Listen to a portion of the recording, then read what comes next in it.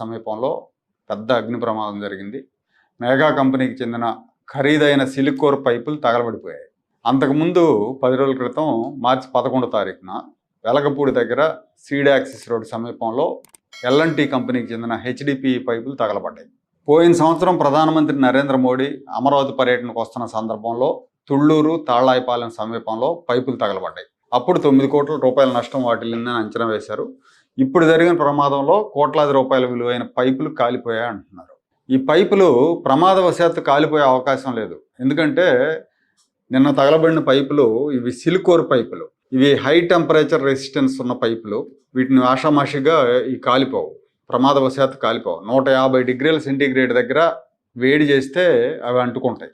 రాజధానిలో under ground విద్యుత్ cables వేయటానికి, కరెంట్ కేబుల్స్ వేయటానికి ఈ పైపులు వాడతారు.